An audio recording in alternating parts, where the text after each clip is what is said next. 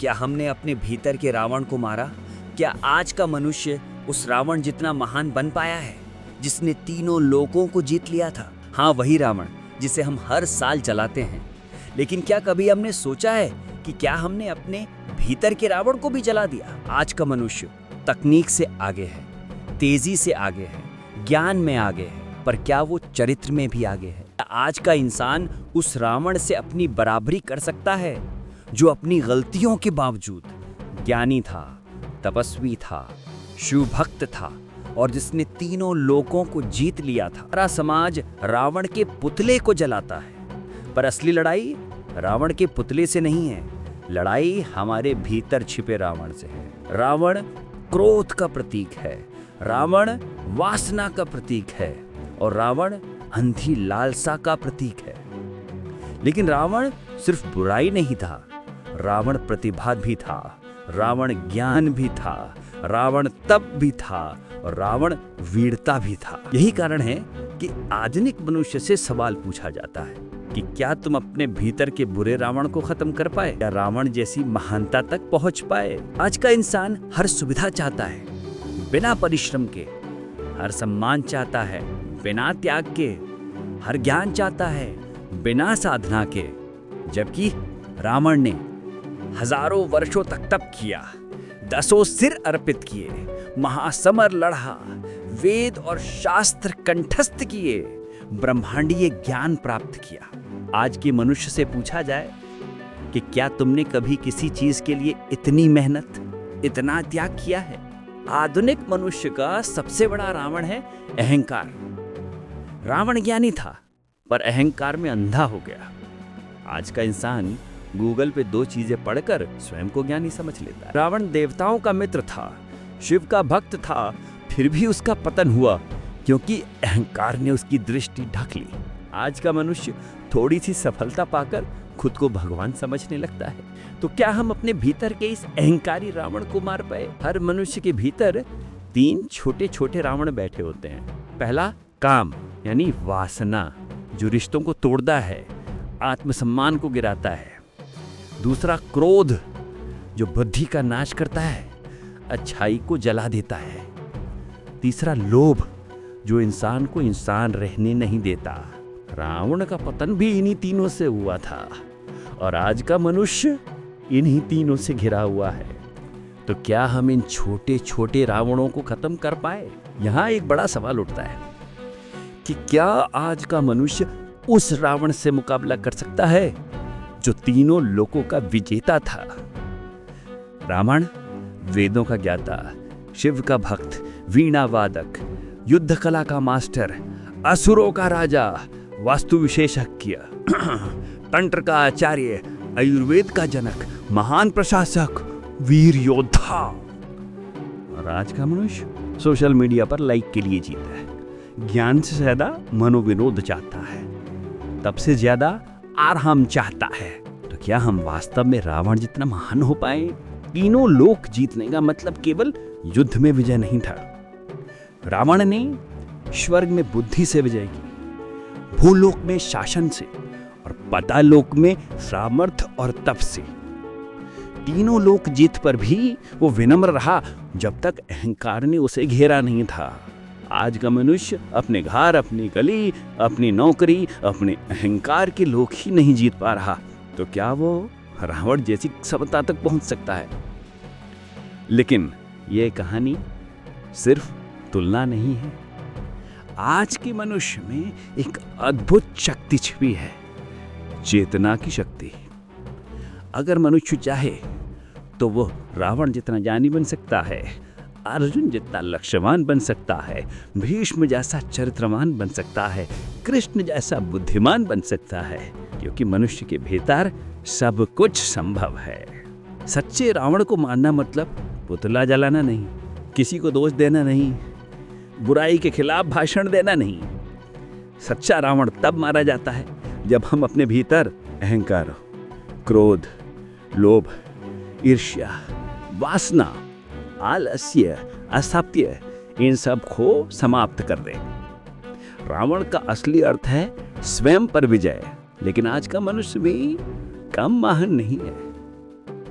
आज के मनुष्य ने धरती को जोड़ दिया, तारों को छू लिया, बीमारियों को मिटाया, अंतरिक्ष तक पहुंच गया, विज्ञान को नई दिशा दी, मानवता को बचाया, समानता का संदेश दिया, शिक्षा फैलाई, जीवन को सरल बनाया।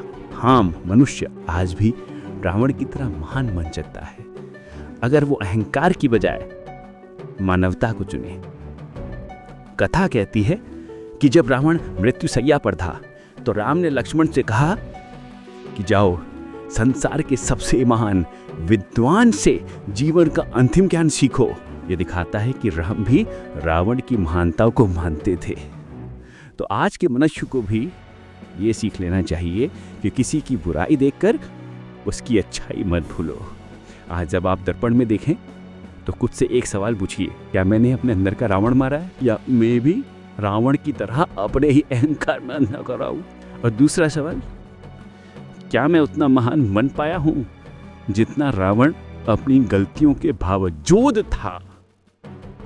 यही सवाल हमारे जीवन को बदल देते हैं, क्योंकि रावण की कहानी से बुराई की नहीं है, वो विनाश से पहले की महानता की चेतावनी है। हम सबके भीतर रावण हैं, लेकिन हमारे भीतर राम भी है। हम कौन बनेंगे ये हमारे निर्णय पर निर्भर करता है। यदि हम ज्ञानी चुन लें तो हम रावण की महानता पा सकते हैं। यदि हम अहंकार चुन लें तो हम रावण का पतन पा सकते हैं। रावण को जलाना आसान है, लेकिन अपने भीतर के रावण को जलाना जीवन की सबसे बड़ी विजय है। तो दोस्तों, रावण की इस आखिर तक यात्रा में हमने सिर्फ एक पात्र की कहानी नहीं सुनी, हमने एक दर्पण देखा जिसमें हर इंसान अपना चेहरा पहचान सकता है। रावण एक ऐसा नाम जो हजारों साल बाद भी इतनी शक्ति, इतनी बुद्धिमत्ता और इतना रहस्य अपने भीतर लिए खड़ा है कि आज का इंसान भी उसके सामने खुद को छोटा महसूस कर लेता है।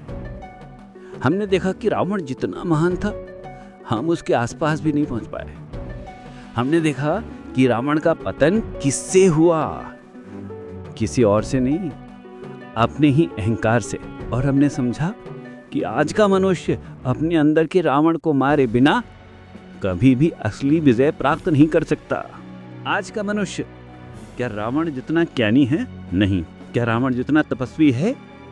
नहीं। क्या रावण जितना कर्मी योगी, निडर, वेदों का ज्ञाता, शिव का भक्त है? नहीं। फिर भी आज का मनुष्य हर दशमी को पुतला जलाता हुआ ये मान लेता है कि उसका रावण मर गया।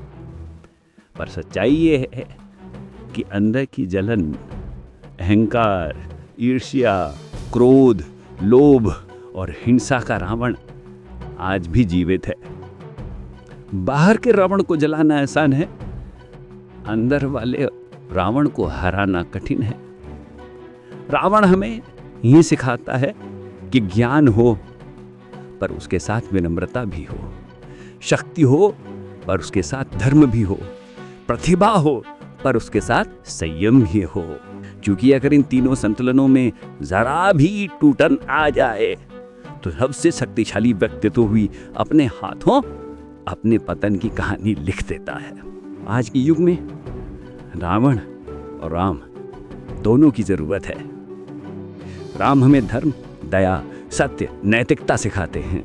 रावण हमें ज्ञान, शक्ति, साहस, तपस्या का महत्व सिखाता है। जहां राम प्रकाश है वहां रावण वो अंधकार है जिसे पहचान कर ही मनुष्य प्रकाश तक पहुंचता है। इसीलिए जो लोग ये कहते हैं कि रावण बुरा था, उन्हें रावण समझ नहीं आया। और जो ये कहते हैं कि रावण सिर्फ महान था, उन्हें राम समझ नहीं आया। ये जीवन राम और रावण के संतुलन पर खड़ा है। दोनों को समझना ही ज्ञान है। तो क्या हम अपने अंदर का रावण मार पाए हैं? अगर हम अभी भी लड़ते हैं, ईर्ष्या करते हैं, गुस्सा करते हैं, अपनी ही बात सही मानते हैं, सत्य को अनदेखा करते हैं, तो नहीं, हमने अभी तक अपने अंदर के रावण को नहीं हराया। लेकिन जब हम सत्य का मार्ग जब हम सत्य का मार्ग चुनेंगे, जब हम दूसरों में अच्छाई देखना सीखेंगे, जब हम अपने अंदर की नकारात्मकता को जीतेंगे, तब हम रावण की असली सीख को जिएंगे। यहां कथा खत्म नहीं होती, बल्कि शुरुआत होती है, क्योंकि कहानी खत्म होने पर सुनने वाले बदल जाते हैं। दोस्तों, रावण हमें गिरना सिखाता है, राम हमें उठना सिखाते हैं। रावण हमें अहंकार की आग दिखाता है, राम हमें सत्य का प्रकाश देते हैं। और जीवन इन्हीं दोनों की सीख पर चलता है। और अब आपसे एक विनती नहीं, एक आग्रह है। अगर आपको ज्ञान, प्रेरणा और ऐसी महाकाव्य कथाएं पसंद है तो इस चैनल को जरूर सब्सक्राइब करें, वीडियो को लाइक करें, और यदि दिल से महसूस किया है तो नीचे कमेंट में लिखें जय श्री राम, क्योंकि ये दोनों ही मिलकर इस जीवन को पूर्ण बनाते हैं।